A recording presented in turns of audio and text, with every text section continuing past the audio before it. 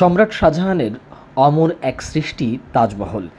এটি তিনি নির্মাণ করেছিলেন তার প্রিয়তমা স্ত্রী আরজুমান্দ বানু বেগম মমতাজকে ভালোবেসে। সম্রাট শাহজাহান তার স্ত্রীকে এতটাই ভালোবাসতেন যে সাম্রাজ্যের সব কাজের সঙ্গী করতেন তাকে, এমনকি সামরিক অভিযানের সময় পর্যন্ত বাদ পড়তেন না তিনি।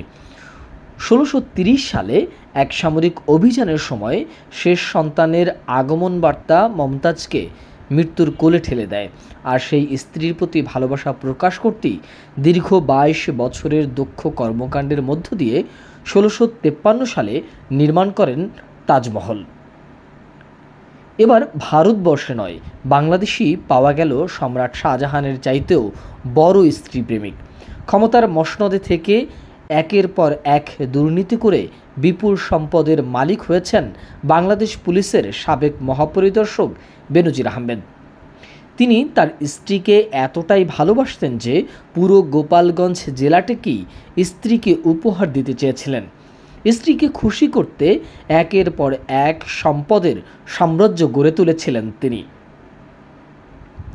রাজধানীর অভিজাত গুলশান এলাকায় র্যানকন আইকন টাওয়ারে ১৩ ও ১৪ তলায় স্ত্রী ও কন্যার নামে ৪টি ফ্ল্যাট কিনেছিলেন পুলিশের সাবেক মহাপরিদর্শক বেনজির আহমেদ। ২০২৩ সালের ৫ মার্চ একই দিন এই ফ্ল্যাটগুলো কিনেছিলেন তিনি। দুদকের জব্দ তালিকায় যে ৮৩টি দলিলের কথা বলা হয়েছে তার বেশিরভাগই বেনজিরের স্ত্রীর নামে। মাদারীপুরে ২৭৬ একর জমির যে সন্ধান দুদক পেয়েছে সেগুলোর মালিকও বেনজিরের স্ত্রী জিশান মির্জা। বেনজিরের স্ত্রীর নামে এত সম্পদ দেখে অবাক দুদকও। এ নিয়ে সামাজিক যোগাযোগ মাধ্যমে চলছে নানা সমালোচনা। এটিকে অনেকেই বাংলাদেশের সম্রাট শাহজাহান বলছেন বেনজিরকে। তবে তফাৎ শুধু শাহজাহান নিজের টাকায় স্ত্রীর প্রতি ভালোবাসা প্রকাশ করেছিলেন, আর বেনজির অবৈধ ঘুষের টাকায় স্ত্রীর প্রতি তার ভালোবাসা প্রকাশ করছেন। স্ত্রীর প্রতি বেনজির আহমেদের প্রেম এত গভীর ছিল যে শুধু গোপালগঞ্জই নয়, তার পরিবারের সদস্যদের নামে কক্সবাজারের ইনানি সমুদ্র সৈকত ও সেন্ট মার্টিন দ্বীপেও কিনেছেন অসংখ্য জমি। এছাড়াও স্ত্রী জিশান মির্জার নামে জমি কেনা হয়েছে সাউদার্ন বিজনেস ইনিশিয়েটিভ নামের একটি প্রতিষ্ঠানের ব্যবস্থাপনা অংশীদার পরিচয়। বেনজির